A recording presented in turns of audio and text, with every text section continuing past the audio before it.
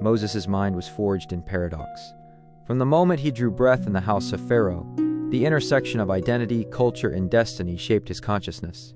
He was at once a Hebrew, marked by the oppression of his people, and an Egyptian, raised within the corridors of power, taught the sophistication, discipline, and authority of Pharaoh's court.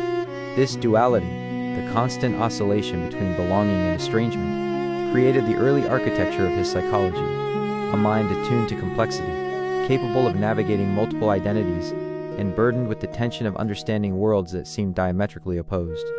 The duality of identity and moral urgency. The psychology of identity is rarely neutral. For Moses, the formative years in the Egyptian palace cultivated strategic observation, political awareness, and disciplined cognition. He learned to read power, anticipate consequence, and navigate social hierarchies. Yet beneath the surface of princely education, the persistent reality of his people's oppression gnawed at the psyche, instilling empathy, moral urgency, and an acute sensitivity to injustice.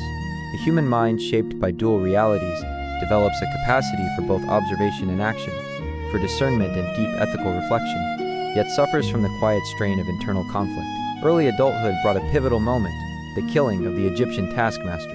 This act, born of empathy, rage, and moral indignation, exemplifies the collision between instinct, principle, and consequence. Psychologically, this is a moment of moral crystallization. The mind recognizes the weight of injustice and attempts immediate correction.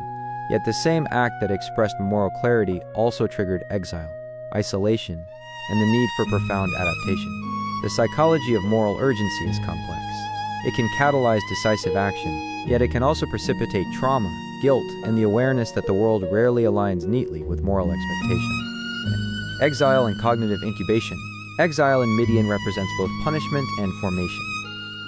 For 40 years, the mind of Moses entered a state of extended reflection, observation, and adaptation. Removed from immediate conflict, he cultivated patience, resilience, and relational acuity. The psychological effects of prolonged solitude are profound. Introspection deepens, emotional regulation strengthens, moral reasoning matures, and the mind becomes capable of extraordinary synthesis. Moses' identity as shepherd, outsider, and contemplative learner allowed the integration of empathy, strategic foresight, and spiritual attunement. Isolation, often perceived as deprivation, functioned as cognitive and emotional incubation, preparing him for challenges far beyond ordinary human experience. The encounter with the burning bush illustrates a crucial intersection of consciousness and perception. The mind of Moses, shaped by years of observation, reflection, and relational sensitivity, interpreted an extraordinary event not only as a spiritual revelation, but as a psychological pivot. Human cognition is structured to recognize patterns, assess significance, and anticipate consequence. The bush was simultaneously symbolic and directive. It demanded attention, reflection, and decisive response. This moment demonstrates the interplay of cognition, perception, and moral responsibility. The mind must recognize opportunity, integrate insight, and prepare for action under conditions of uncertainty and profound ethical significance. Leadership under duress. Leadership under duress reveals the intricate psychological demands of authority. When Moses returned to Egypt, he faced not only the oppression of Pharaoh, but also the doubts, fears, and resentments of his people. Leadership psychology requires both strategic insight and emotional intelligence. The ability to anticipate resistance, communicate effectively, inspire trust, and navigate collective trauma. Moses' mind had to balance urgency with patience, assertiveness with empathy, and authority with relational sensitivity. The burden of leadership amplifies cognitive and emotional complexity. Every decision carries consequences for individual and collective survival, every action is scrutinized, and every failure resonates with disproportionate intensity. The plagues and confrontations with Pharaoh are emblematic of the psychology of moral persuasion and strategic confrontation. Moses' cognition integrated ethical clarity, persuasive strategy, and risk management. Effective leadership requires an understanding of human stubbornness, motivational barriers, and the structural power of entrenched authority. Psychologically, the plagues demonstrate the necessity of patience, resilience, and adaptive thinking. The mind must navigate the tension between immediate effectiveness and long-term vision, between moral imperative and strategic calculation. Moses' ability to sustain composure, interpret divine instruction, and negotiate repeated resistance reflects an advanced integration of cognition, emotion, and principle. Crossing the Red Sea embodies the psychology of crisis, vision, and transformational action. The human mind confronted with existential threat experiences heightened cognitive and emotional intensity. Fear, anticipation, hope, and moral clarity converge. Moses' leadership required regulation of fear, projection of possibility, and articulation of vision to a terrified people. The psychology of transformative moments emphasizes decisiveness under uncertainty, the capacity to inspire collective confidence, and the integration of ethical conviction with practical action. These are cognitive and emotional faculties that develop under sustained challenge and are rarely tested outside extraordinary circumstances. Law, endurance, and forgiveness. The Sinai revelation represents another psychological dimension, the mind's engagement with morality, law, and identity. Receiving the commandments involves cognitive abstraction, ethical reasoning, and spiritual attunement. Moses' mind had to translate divine principles into humanly comprehensible structures, balancing universality with contextual applicability. The psychology of moral codification requires the integration of vision, empathy, strategic foresight, and relational intelligence. To understand not only what is right, but how to communicate it and enforce it among a resistant population requires extraordinary cognitive and emotional sophistication. Human resistance, doubt, and rebellion continually tested Moses' psychological endurance. Leadership psychology encompasses tolerance for imperfection, regulation of frustration, and strategic patience. Repeated complaints, disobedience, and lapses in collective faith demanded emotional regulation, resilience, and the capacity to inspire without coercion. The human mind, under repeated relational strain, develops nuanced empathy, anticipatory reasoning, and the capacity to maintain ethical consistency under pressure.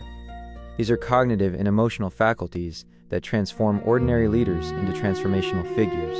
The wandering in the wilderness is an extended exercise in patience, foresight, and psychological integration.